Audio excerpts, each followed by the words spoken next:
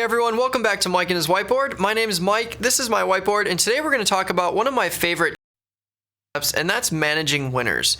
So there's a lot of good things that can happen when we manage winners, and there's a lot of things that we can avoid that can hurt us as well. So we're going to talk about all those things today, so let's get right into it. So when we talk about managing winners, essentially what we're talking about is closing a trade for less than max profit. So if we sell an option, or even if we buy an option or buy a spread, what we look to do is capture a certain amount of profit prior to expiration. So if we're selling a put, for example, we usually don't hold it till expiration. We'll usually manage it at a certain amount. And when we talk about managing winners, we're usually looking at the 50% range, but we'll talk through that a little bit. So one thing that we do is remove risk from the table. So we're going to be talking about that a little bit further. We can also lock in profits by managing winners. Essentially, that's what it is. It's closing the trade prior to expiration, which does lock in those profits. And also, in doing so, it increases our probability of profit. And lastly, we can generate more occurrences by doing this. And it's kind of hard to see at first, but we're going to talk through how this is possible. So let's get right into it, and we'll talk about removing risk from the table on the next slide here. So how we remove risk from the table is a great concept to understand, and this is really what got me interested in this concept when I started trading. So let's say we've got a short put spread here and it's 2 points wide. So let's say we're looking at a 50-50 shot. We're just getting our feet wet in trading. We're selling a put spread that's at the money, and we're risking one to make one. So our max profit on this trade, let's say, is $1, and if it's a 2 point wide spread, if we collected $1, which is our max profit, that means our max loss is $1 as well. So let's say this trade goes along and the stock price ends up going up, which would decrease the price of the spread and allow us to be right around 50% profit, let's say. So if we reevaluate the trade, if I'm now at 50% profit, that means I'm seeing a profit of about 50 cents, which means if I know that my max profit is $1 and I'm already at 50 cents, my new max profit, if I reanalyze the trade, is only 50 cents because I've already seen a 50-cent gain. I haven't locked it in yet, but I see that gain. So if I have a 50-cent gain and my new max profit's only 50 cents, I can lose that 50 cents that I already see in addition to my max loss of $1. So my new max profit's 50 cents and my max loss is $1.50. So what does this tell me? Basically, if I have this trade, which was originally risking one to make one, now I'm basically risking 1.5 to only make 0.5. So we can break it down a little bit further here. So I'm risking one to make one originally. I reached my 50% max profit, so the most I can possibly make now if I reanalyze the trade is only 50 cents. So I'm no longer risking one to make one. I'm actually risking more to make less in this scenario.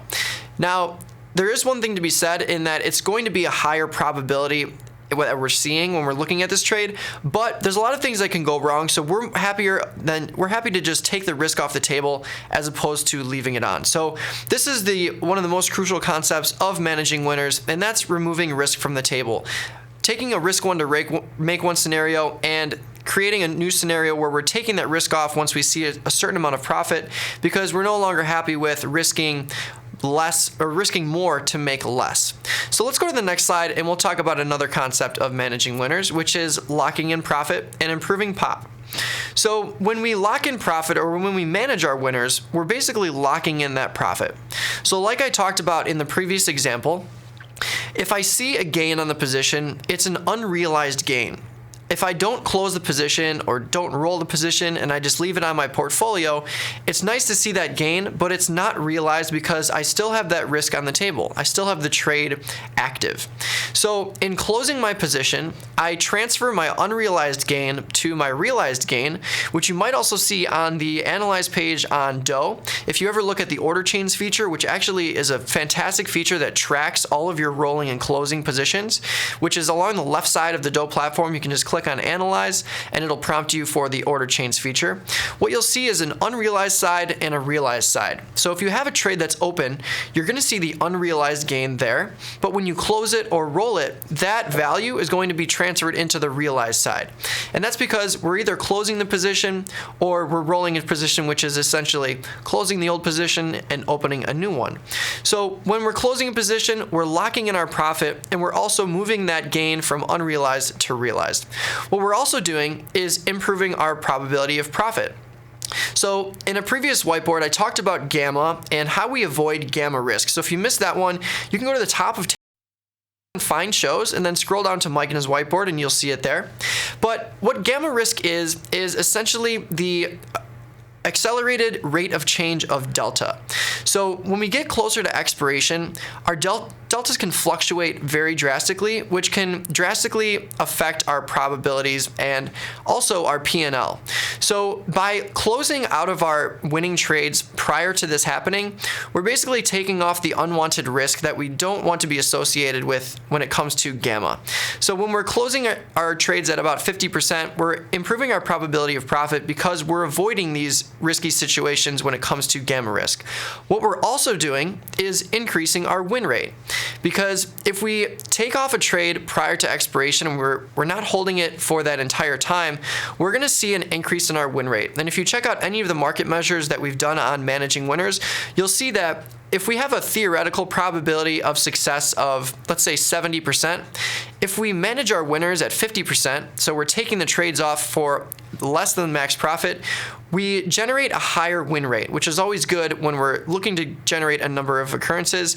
And that's actually one of the concepts we'll get into further here. So let's go to the next slide and we'll discuss this further. So when we're generating more occurrences, this is one thing that was really hard for me to understand originally, but when I kind of laid it out this way, it helped me understand. So let's think about a trade and how it is affected over time. So let's say we start a trade on the left side and the timeline just goes on and on until expiration here. So if I place a trade and I hold it to expiration, there's really not much I can do. I see one trade here. So I place this trade, I'm holding it to expiration. You can see that I only have one trade. However, what we've shown with our market measure studies, again, is that when we manage trades at 50%, usually we can take them off a lot sooner than the expiration date that we've chosen. So if I'm able to do that, I can place a trade, and if I'm managing my winner at 50%, that allows me to take the trade off, and now I have capital to use. So what I can do is either redeploy in the same underlying if I have the same assumption, or I can take that capital and put it into a different trade in a totally different underlying. So if I'm able to manage my profits at 50% and effectively reduce my time in my trade by 50%, which is usually what tends to happen, now instead of having one trade, I can place two trades in that same amount of time. So this helps us generate a larger number of occurrences, which is always what we're looking for here at tastytrade. So let's wrap it up all together with some takeaways here. So managing winners refers to closing trades at less than max profit. So I'm going to jump right to the next one, which is 50% of the goal. 50% is the goal for most trades, but it's not necessary. So when we talk about managing our winners, we're usually talking about closing it at 50% profit. However, when we place trades like straddles or some other strategies where we're comfortable with a lower max profit percentage, or if we reach a quick max profit in a few days, we'll be comfortable with taking off the position lower than 50%. So one great study that we did was called Optimal Management, and we did it for a number of different strategies, but it pretty much breaks down where we expect to see our probabilities of success and where our profit percentages should be over a certain amount of time. So we measure that against what our reality is. So let's say if I'm expecting to make 20% in 4 days, but I reach 20% in 2 days, then I would usually take that off because I'm ahead of the curve there. So it's a great study. I would check it out. Again, it's called Optimal Management. I believe it was a market measure. And thirdly, when we're looking at takeaways for managing winners, this tactic increases our win rate and removes risk from the table. So increasing win rate is always going to help us, and it's going to help us take risk off the table as well, because if we have a higher win rate percentage, we're going to be exposed to less risk overall, is assuming that we're taking that risk off the table and we're not holding it until expiration. So those two kind of work hand in hand together. And lastly, having a target close percentage and a backup plan is going to be a best practice. So it's always good to have a target percentage when we go into a trade. So let's say if I'm looking at a straddle, for me mechanically, maybe I would look at closing at 25% instead of 50. Or if I have a strangle, which is going to have a higher probability of success usually, I might look at closing it at 50%. So it's always good to have an entry plan going in and also a closing percentage in mind.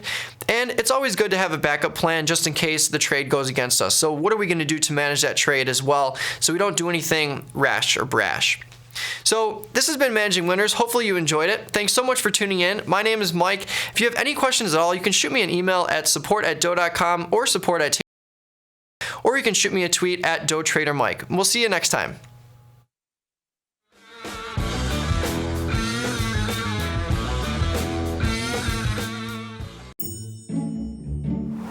Thanks for watching. If you like this video, give it a thumbs up or share it with a friend. Click below to watch more videos, subscribe to our channel, and last but not least, go to